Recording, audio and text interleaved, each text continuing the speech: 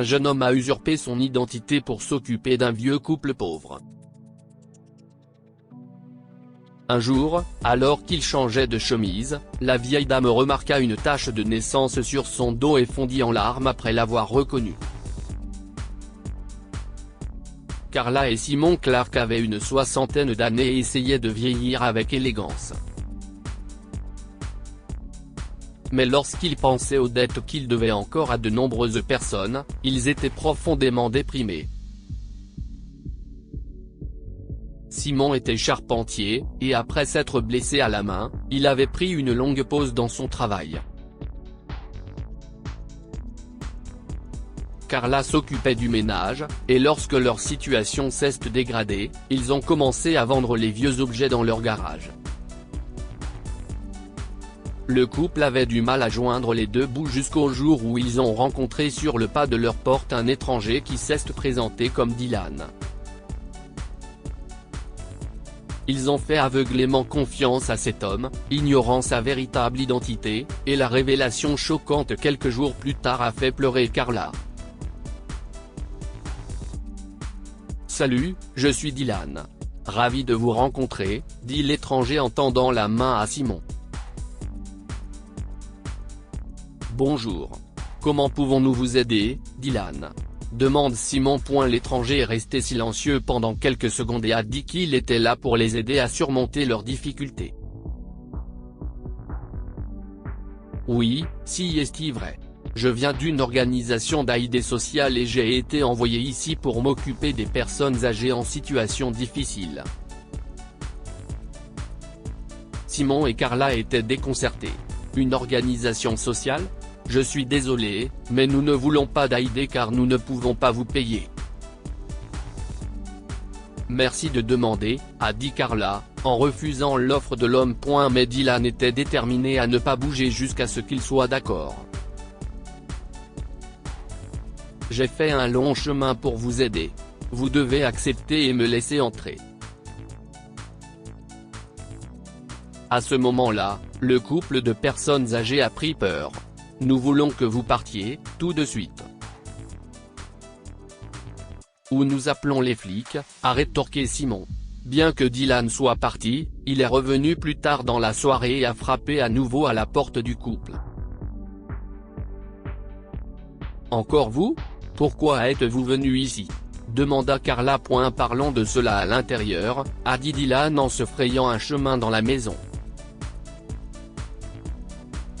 Carla et Simon ont regardé, choqués, l'étranger poser un sac rempli de provisions sur le comptoir. Tenez, je suppose que vous deux devriez prendre ces médicaments à l'heure. L'ordonnance est sur le bureau. Le couple était confus par le comportement de l'homme. De plus, leur maison était remplie de bonne nourriture pour la première fois depuis plusieurs jours. Avant qu'ils ne puissent le questionner à nouveau, Dylan leur a montré une carte d'identité avec son nom dessus. Maintenant, vous me croyez ? Je suis de l'organisation d'aide sociale. Après beaucoup d'hésitation, Carla et Simon ont accepté l'aide de l'étranger. Ils l'ont également autorisé à rester avec eux dans leur modeste maison après qu'il leur a parlé de sa difficulté à parcourir de longues distances pour leur rendre visite quotidiennement. Au fil du temps, Dylan est devenu un membre de la famille. Il a aidé le couple à rénover leur maison, a fait des courses, a réparé la vieille voiture de Simon et a fait tout ce qu'il pouvait pour les rendre heureux. En retour, il n'attendait que de la bonne nourriture préparée par Carla. Elle trouvait cela bizarre, mais était ravie de le faire. Un jour, les créanciers de Carla et Simon ont commencé à les appeler un par un. Le couple était inquiet car ils n'avaient toujours pas remboursé leurs prêts. C'est alors qu'ils ont entendu l'impensable. Et Madame Clark. Si vous avez besoin d'une autre aide financière, n'hésitez pas à me demander. Et merci d'avoir réglé vos dettes, a dit l'une des personnes à qui il devait de l'argent. Je ne vous comprends pas. Quoi ? Demanda Simon, incrédule. Vos dettes ont été entièrement remboursées, a répondu le prêteur et a raccroché. Plus tard, Dylan a révélé qu'il avait effacé les dettes du couple dans le cadre de son programme d'aide sociale. Simon et Carla sont stupéfaits, car ils n'ont aucune idée de ce qui se passe. Plus étrange encore, Dylan refuse d'enlever ses grosses lunettes de soleil noires qu'il porte toujours, même à l'intérieur de la maison, alors qu'il répare leur machine à laver. Cela semblait étrange pour un jeune homme de rester avec des lunettes de soleil toute la journée, et Carla pensait que quelque chose était encore mystérieux chez lui. Un jour, la femme a vu Dylan changer de chemise après avoir fait tomber du thé dessus. Elle est allée dans la chambre pour lui donner une serviette et a été choquée de voir une tache de naissance sur son dos.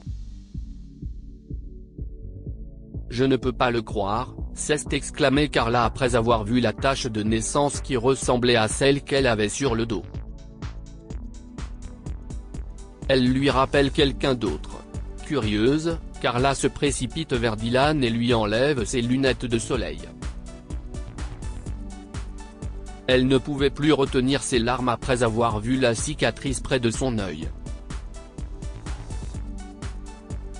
Tu n'es pas Dylan. Tu es mon fils, Mike, s'est écrié Carla. Ça fait 20 ans.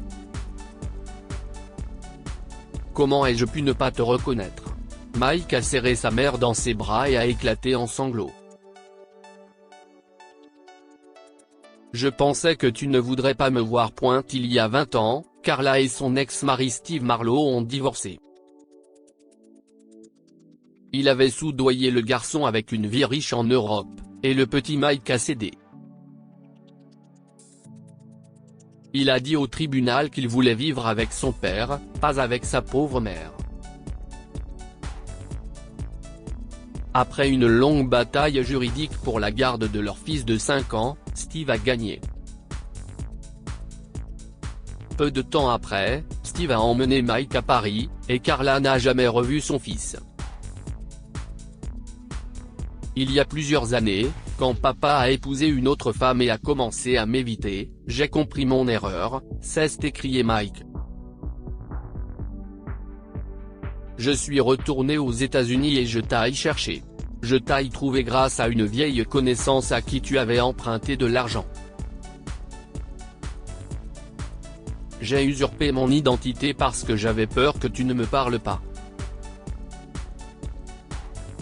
Je pensais que tu me détesterais pour ce que j'ai fait. Mais maintenant, je veux être avec toi.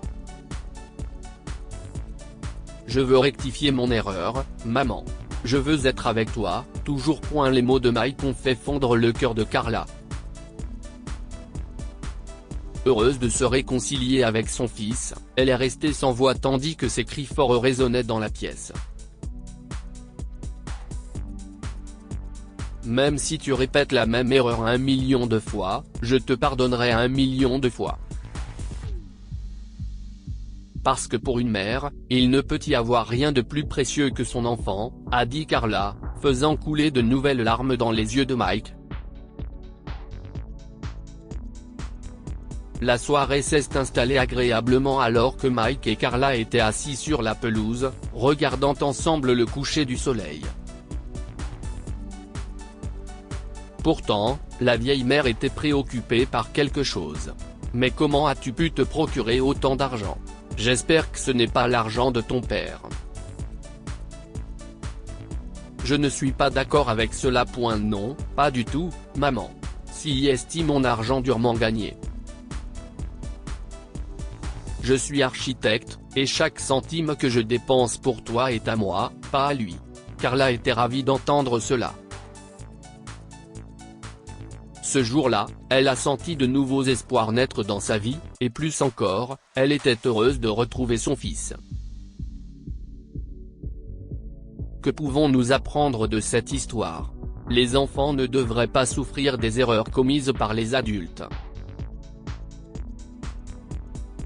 Après avoir divorcé de Carla, son ex-mari a persuadé leur fils de partir avec lui en Europe. Comme Mike n'avait que 5 ans à l'époque, il a été fasciné par les promesses de vie riche que lui a faites son père et l'a suivi, mais il a regretté son erreur plus tard. Corrigez vos erreurs avant qu'il ne soit trop tard.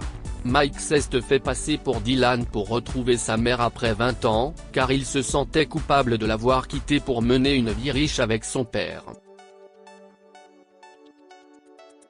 Cliquez ici pour lire l'histoire d'un homme qui visite la maison que sa défunte grand-mère lui a laissée il y a 32 ans et la trouve parfaitement propre.